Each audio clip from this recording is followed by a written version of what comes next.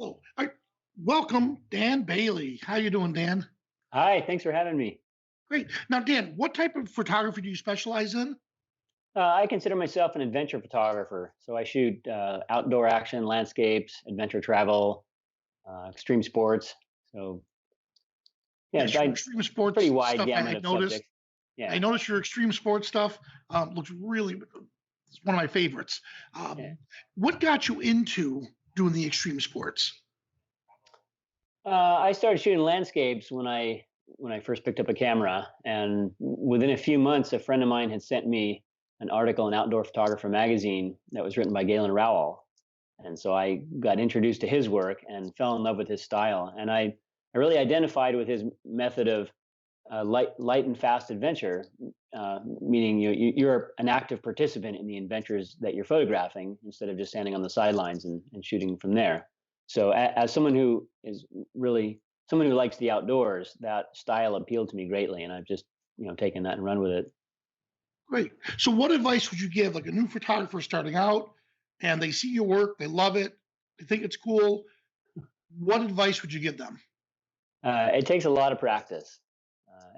Shooting extreme sports and adventure and action takes a ton of practice because you have basically moments that go by in the blink of an eye, and you have to deal with all your camera controls, engaging the light, and dealing with autofocus, and figuring out how to show the scene in an extremely short amount of time.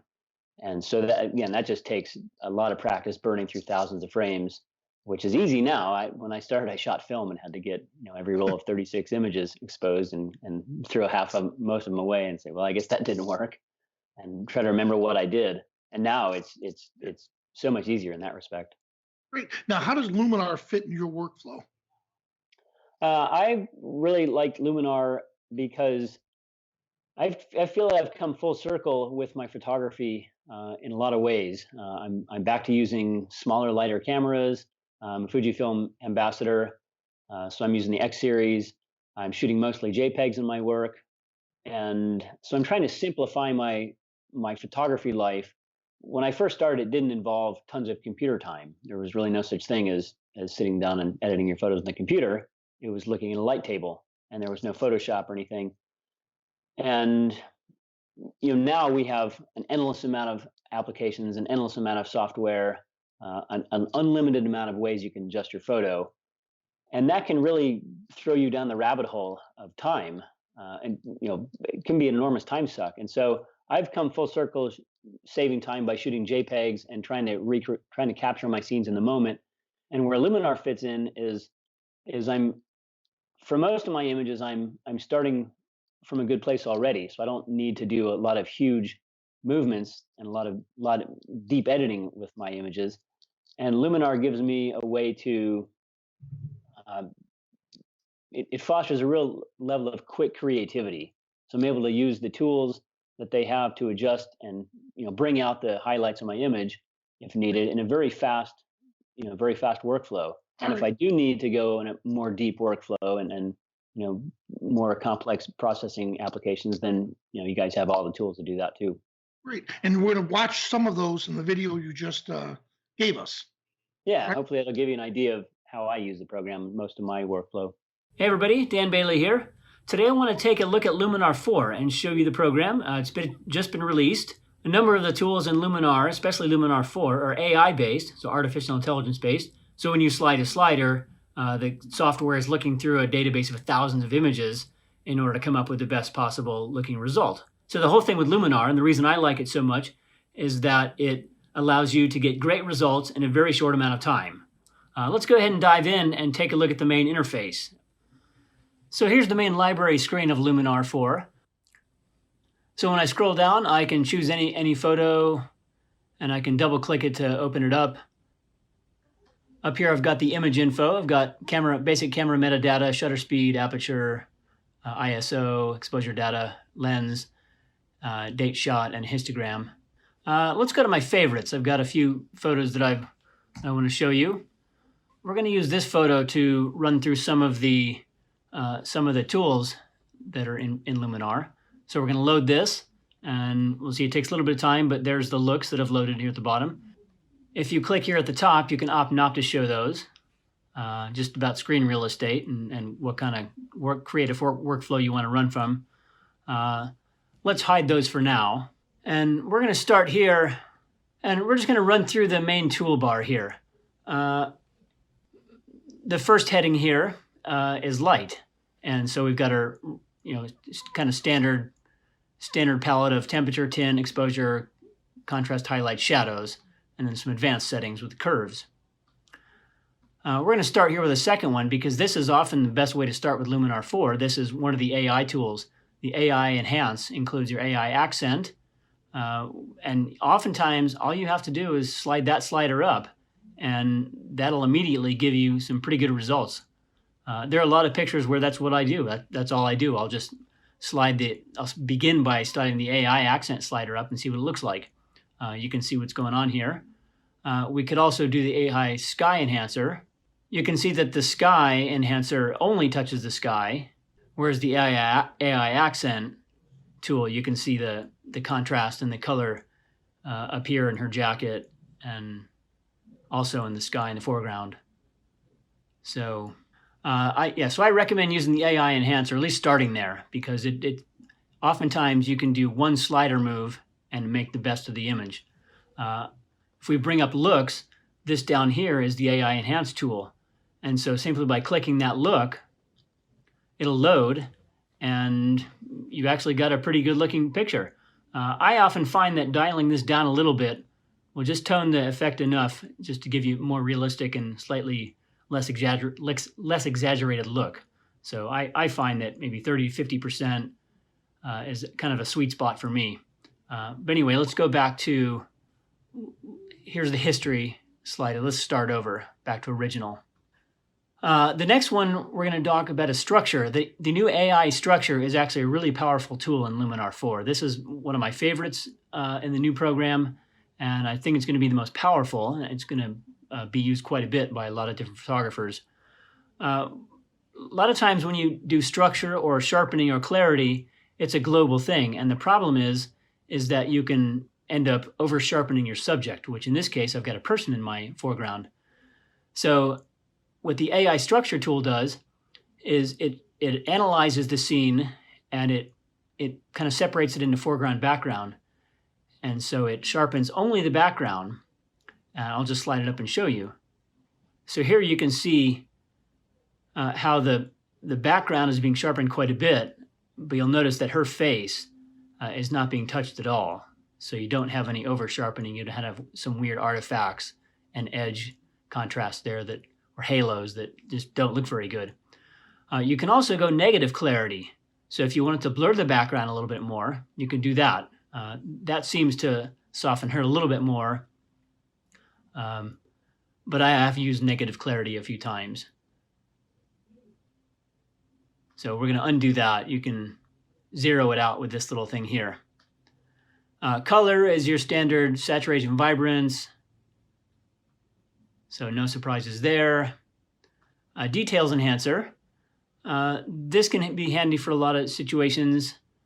Small, medium, and large details. You'll notice that this small details really worked on our face there, pulled out a lot of the detail, which you don't necessarily want in a person. So we can even go negative on that.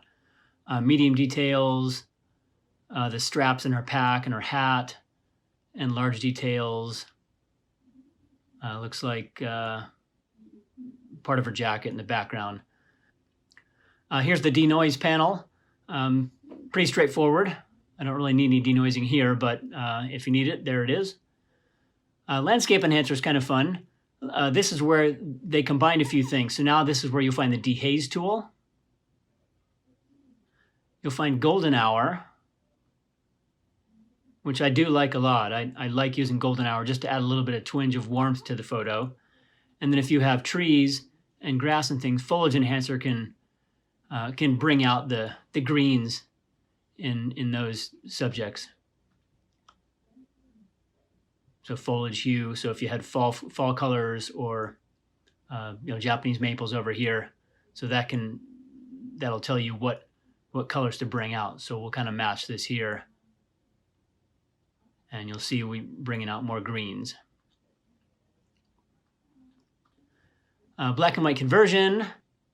just converts the picture to black and white. And then these up here, you can see they kind of simulate different filters for using black and white filters. So now that I've run through some of the tool palettes and shown you some of the main features included in Luminar 4 in the editing space, I just want to run through and give you an idea of how I use the program in my photography. A lot of times I'm already starting from a good place with my photos, so I find that I don't tend to need to make big moves and lots of adjustments. Sometimes I'm just trying to enhance the scene a little bit, just minor tweaks to make the image pop as a whole. So here's a good example. We've got this photo. It's already got great color, great scene. I think it's fine as is, but we could add a little bit of life to this. The first thing I might do for this is bring up the Essentials panel and go straight to AI Enhance and drag that slider there. And that already does an amazing job. Next thing, maybe a little add some AI structure. That's gonna add a slight bit of definition to the icebergs back there. Details enhancer. Let's go to full landscape, foliage enhancer. And now you can see that kind of adds a little green here. Dial that back a little bit. And if I want to add a little bit more definition, I can drag the dehaze slider up a little bit.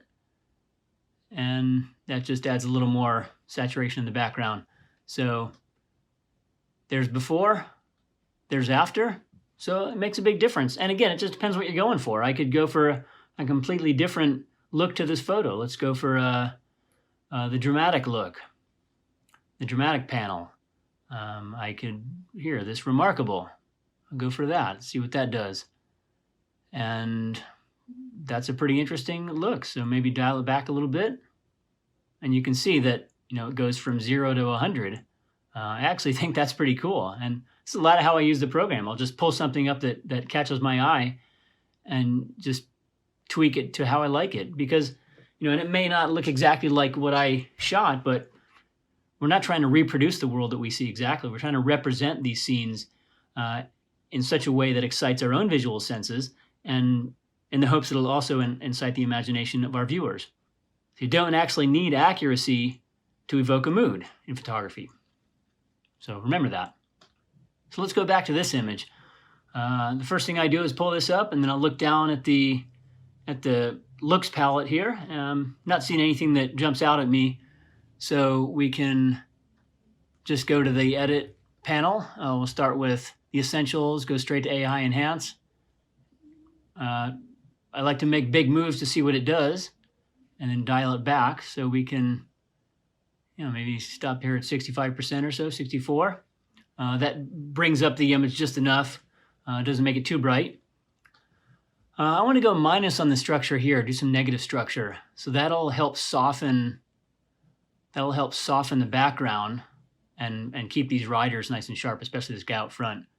As I can see, if I take structure all the way in the positive area, that just creates a little bit too much contrast, a little too much busyness going on. If I bring this back a little bit, that makes this guy stand out. So color, let's add a little vibrance. We'll go to light here.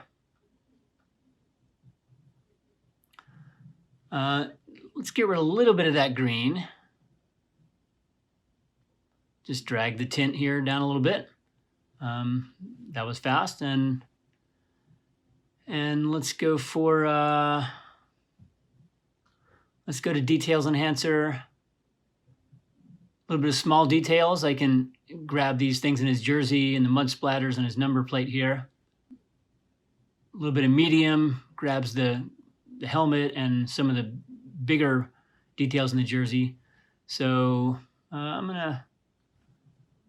gonna stop there. Let's look at here. That's the before, and that's the after.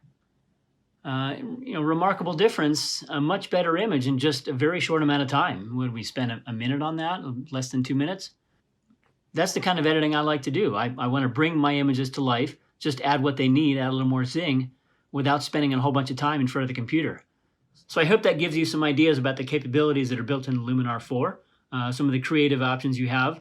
And hopefully, in showing you some of the ways that I use the program, I can inspire you, or at least give you ideas for how you might adjust your images and some of the tools you might use in your own method. Cool, thanks. Yeah, it was fun to put that together. Great. So, Dan, what's your next big adventure? Well, winter showed up last night here in Alaska.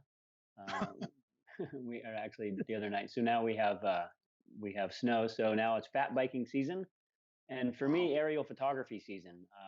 I like to shoot most of my aerial photos of the mountains in the wintertime when the light is, the light's low in the sky, but it's got this pink, magical pink and orange glow for much of the afternoon, and the snow on the high peaks is just an amazing sight. So I have a little Cessna. I have a 1947 Cessna, little bush plane, and so I take that up in the afternoons in the wintertime and photograph out the window. Wow. So So that's that's like your drone. yeah. It's my personal manned drone. Great. And if our viewers want to see more of your photography, more about you, where can they find more information? Yeah, my website is danbaileyphoto.com, and I've got a really active blog. It's been rated one of the best outdoor photography blogs on the web for the past few years. And I'm Instagram and Twitter at Dan Bailey Photo. Well, that's great. Hey, thank you so much for taking the time out and joining us today. Yeah, it's been my pleasure. It's been an exciting road for you guys, as me as well. I've been using Luminar since the day it launched, and it's been cool to watch the progression of the program come along. So I'm excited by what you guys are doing, and it fits well in my workflow. It's like I said, it's kind of simplifies creative processing, and that works really well for me, and I think it works for a lot of people.